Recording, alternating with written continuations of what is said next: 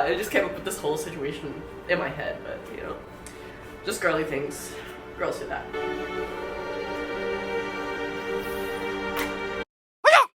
Hi everyone, it is Future Noelle here to tell you that I'm so sorry for past Noelle. And by that I mean I read Percy Jackson 3 and 4 and 5. Well, technically I finished 3 and read 4 and 5 in this video and proceeded to not tell you what they were about. So basically Percy Jackson I'm not gonna spoil anything for 3 and 4, but Percy Jackson is the son of a god. He finds out and he meets friends along the way and has a lot of troubles. He has ADHD. He's dyslexic, and that ties into the story. And with him being a demigod, like his brain is wired to read Greek, and so that's why he has dyslexia. I don't know about the ADHD other than they say that most of the demigods have it. And basically that's just kind of the it's a mythological kind of retelling in its own way for younger people, and it's really good. I loved it. I didn't tell much about how I was feeling about 4 other than it was my favorite, and then 5 I finished it and it was a really good ending. He kind of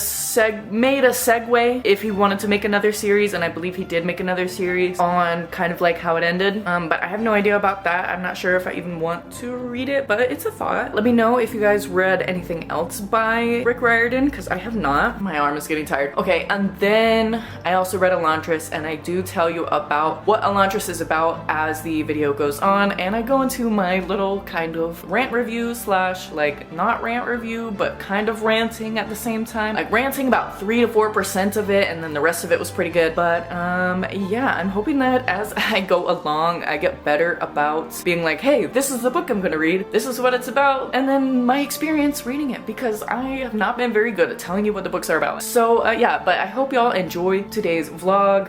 Like I said, it's future me, so anyway, that's not important. Okay, anyway, bye.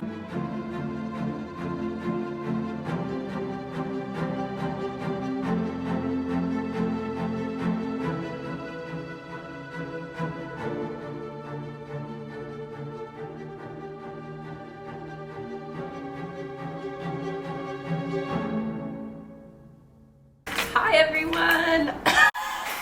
So I wanted to check in a little, and I was just sitting here reading The Battle of the Labyrinth, book 4 in the Percy Jackson and the Olympians series by Rick Riordan. For one, this book is good so far. I'm 122 pages in on chapter 8 and I'm really enjoying it, and I was just sitting here reading. I have the freaking Narnia ambience in the background, and I was like, you know what? I'm just happy today. Like, I'm just feeling good today. I just want to thank the Lord for that, and I hope and pray that you're feeling good too, and that today is a good day for you and you're doing something that you really enjoy, whether you haven't done it in a long time or you're planning on doing something that you haven't done in a long time, like hang out with friends or family or something. Just do something you really enjoy today and just be in the moment and be happy. It's so hard to do that, and I'm actually doing that today and it feels so good. And please ignore the way I look right now. I have been recovering from hip surgery, and so I've been a mess recently, basically.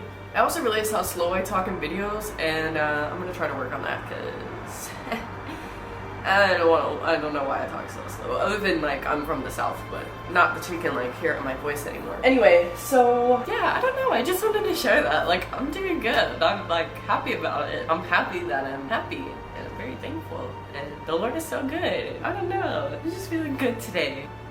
Anyway, I hope you're feeling good today. And yeah, get some reading, because that's what I'm gonna do right now. I was also gonna say, I really love interacting with the book and with the characters and being like, oh well, Percy, that was so dumb, or something. And I think it's funny because one day my kids are gonna read these books, hopefully, and they're gonna be like, Mom, you're so dumb.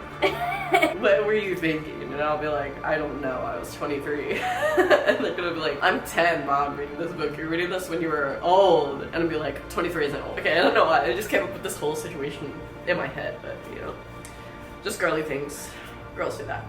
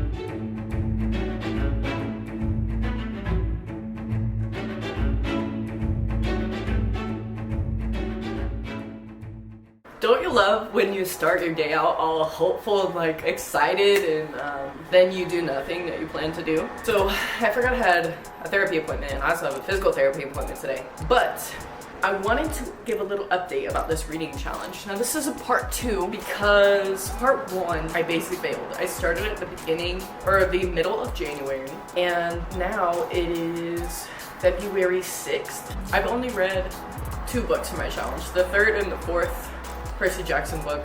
I'm halfway through Elantris. Let me tell you about Elantris real quick. So Elantris, I'm gonna give it to you in like little bullet points. Elantris, a city that has fallen, that was all deities. Basically there was the Shaud, S-H-A-U-D, that would take over people and then they would basically be turned into deities. They had bright hair, silvery skin, like everything like that, right? And then the Raud took over and basically cursed them to where their skin was like falling off and they were all gray and gross and they couldn't do all their magical powers anymore because they can write stuff in the air to like heal people and make food from scraps or food from brick or like something like that, you know? And it basically follows the prince who falls into after the place was cursed already. Elantris, the city. He had to get thrown in there, but everyone said that the prince, that he died. Well, he was engaged to be married and in their town, in their country, if you're engaged to be married and the other person dies, you're officially married to them. So the lady who was coming over was part of a different country and she was a princess in that country and she was trying to go there for political gain and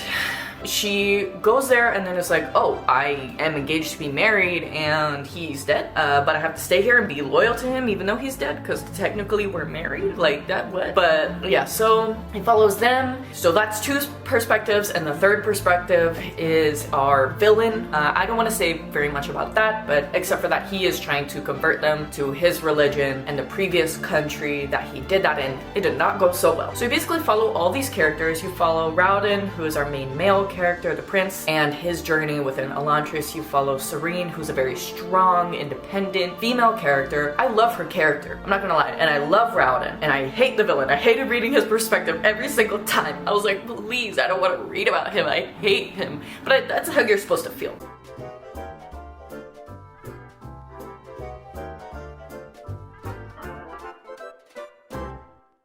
And I started the 5th book. The 4th book was my favorite so far. So I'm hoping the 5th one measures up to that one as well. And then I have to pick another book. I want to do a standalone. However, the rest of the books that I have are not standalones, except for The Life of Pi. And I kind of just want to read fantasy right now. We'll see. I'll keep y'all updated on which one I decide to read. Oh, Babel. I could do Babel and it would be a real big challenge for me because I read kind of slow. I could do Dune. I could read Dune. But that's hard. Oh, but I could read Dune. I don't know. Should I do it? I'm feeling hopeful. So once I come back from physical therapy, I'm gonna drink some coffee, make dinner, and then hopefully read most of the 5th book in the Percy Jackson series. I don't want to say that this challenge is making me enjoy reading that much more right now, and this channel in general is making me enjoy reading that much more. So reading challenges are good for that. If you're feeling like, oh, I don't know what to read, I don't know what to do, I don't know how much I should read, should I stop reading and do something else? A reading challenge is good for that.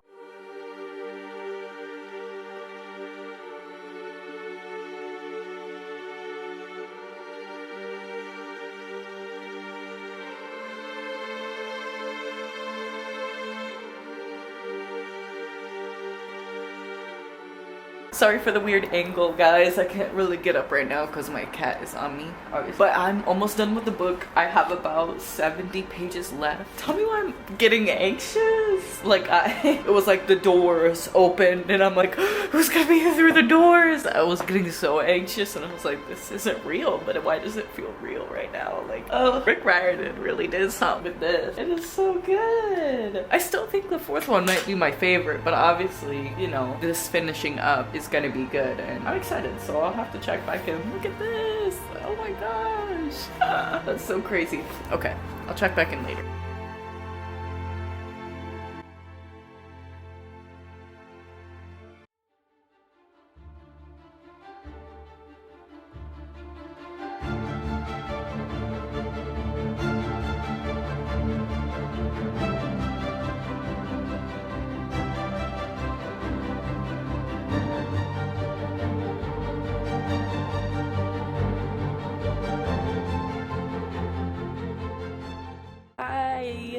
So I am just reading after not reading for 2 days or so, because I was hanging out with friends and everything like that. It was a good time. I'm really enjoying Elantris.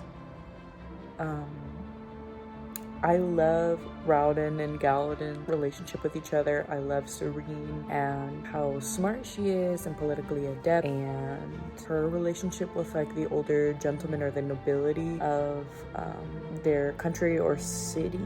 I don't know, it gets a little like, with all the terms and stuff, it gets a little confusing, but I'm working on it. I think I'm getting better at understanding like what's going on, because I'm on page 319 right now, but it's going really well. I'm really enjoying it, and I was like, oh man, it's kind of slow paced, and I was like, no, it's not slow paced. It's just that I had a couple days where I had to take off from the book, and then I had to get back into it. So, but yeah, I'm enjoying it. It's good so far. And I also took a break because I finished Percy Jackson and the Olympians, which was also really good. Okay, I'm gonna continue reading. I didn't have much to say, so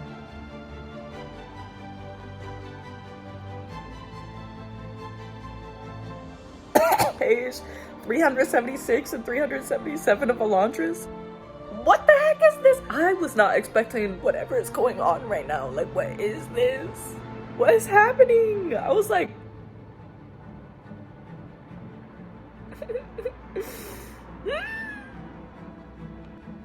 Okay, so I wanted to talk about a couple things that are bothering me about Brandon Sanderson's writing. One, he will have like the main character Serene tell someone to do something, and then the next like little section is he did. Then it describes what they're doing. So it's like, why did you say Serene ordered this man to run? He did. She watched him, you know, whatever. I'm like, that, and he's done it a couple times like that, and it's very frustrating. I don't know why people are not talking about this like that. It's mind-boggling why people are not talking about that. And then the other part is he keeps emphasizing how tall Serene is in this country. Like, I get the initial reaction of everyone being like, oh, she's so tall and this is so, you know, whatever. And then they go to a ball and they're way later on and they're like, oh, well, it's so weird to see this guy with this tall girl. And then, oh, they were running, but of course Serene was faster because her legs were longer. They gave her a robe, but of course it was too short. Like, I get that she's tall. It's not that important. Can we stop? Please. Something just happened in the book and I just realized how dumb I was when I was like, oh yeah, I knew that was happening. And I was like, oh, I forgot one important detail. Anyway. If I don't get these thoughts out right now, I'm going to go crazy. So I finished Elantris. So the story was really good. I would say that there were plot twists that were, the minor ones were twisting, and I was not prepared. But there are like the main ones, the big stuff happening. I wasn't surprised by it. I was like, okay, I kind of expected this to happen, or some of it I kind of predicted. I don't want to give too much credit to myself and say, oh, well, I knew everything was going to happen in this book. It was more like, oh, well, I could see that was going to happen. I wasn't surprised. I didn't cry. I liked the characters, but I wasn't extremely emotionally attached to them. But that's really all the good things. The story was really captivating. 2 days ago, I had finished it, and I think I read for like 6 or 7 hours that day. And I went from 59% in the book to 100%. And I do not read like that very often. I think part of it is that I am becoming like more of a reader, like wanting to read all day, every day, do nothing else except for sit there and read with my books and my cats and my husband and everything. My friends, I invite them over, we read, you know. But let's talk about my anger. I was so angry at Brandon Sanderson. Okay, so I started tabbing this. I didn't want to continue tabbing it because I really got lazy, but I started tabbing it this morning. So you know that there's the different perspectives. All these tabs are within Serene's perspective. The story starts at page 30, and I only got to page 78, so 58 pages. Within those 58 pages, they mentioned her height so many, I say they, Brandon Sanderson mentioned her height so many times, that she's lanky, brusque, no one would tell me you'd be so tall, the king, when he meets her. When she gets clothing from them, she's like, oh, I was afraid that it would cut off at my knee. And then she talked about her nickname that her dad had for her because she was so tall. And then she goes on a little phone call with the Seon, which is like this orb that is basically a servant to her, and they can also communicate with them, and he calls her the nickname, which means she's tall. And then we go into another perspective, then we go back to Serene's perspective. We go to two different perspectives, and when we go back to Serene's perspective, you'd never guess what is mentioned again. Someone she knows sees her and says that he looked over her tall figure. Well, I doubt you were ever knee-high, but you certainly are no taller than a waist. Your mother always said you'd be a lanky one. I think you're getting the point here. It continues throughout the entire book, and it serves absolutely no freaking purpose other than to make me— the only reason I wanted to cry during this book is about the amount of times that he mentioned her height made me want to punch this book. I was literally punching the book. Like, next to my husband, I wouldn't say anything. I'm like, I was so angry because why? Why? There's no point. The amount of how redundant it was made me so mad. And maybe that's what Brandon Sanderson wanted to do. Maybe he wanted to make me mad. Maybe he wanted it to be funny, but it wasn't funny because it was just annoying. And I'm not trying to be hateful because I really did like this book. It's a 4-star for me, okay? But what? Why? Okay, and then the other part of his writing that really irritates me, I don't mind that it's simplistic. That is great for people who are getting into fantasy. I think that he has great concepts, great magic systems, great ideas. His characters are really good for the most part, but there was also a plot thing at the end with the villain that I was like, okay, I literally don't care, like, but that's not important. Let's go to, I want to find where it says Serene is making an order to one of the guards. Oh my gosh, the Lord is good. I just found it. Yep. Okay.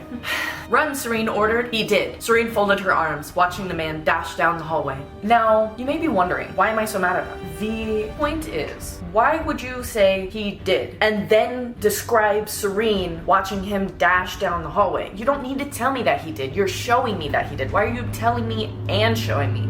That doesn't make any sense. And he tells and shows multiple times throughout the book. It's not super aggravating because he doesn't do it a lot. I would say like 3% of the writing he did that. And I was very, very annoyed when it happened because it was so pointless. And then that on top of the redundancy of talking about Serene's height, that's why it's a 4-star. If he wasn't redundant, it would possibly be like a 4.75 because like the emotional impact on me was not that high, but the story really had me captivated. And I think Brandon Sanderson is so good at captivating his audience. But why? I know that he himself says that this book is not as well written as the other ones, but I read the first like 75 pages of Mistborn and it was immediately redundant within the main character's thoughts. And I was like, okay, we get it. Like, it's different if he's redundant about something that is important. And I know that Serene is very insecure, and that is one of the main themes of the story, and that everyone is noticing like one of her insecurities of how different she is and how she stands out. You could have just like one moment, whereas it's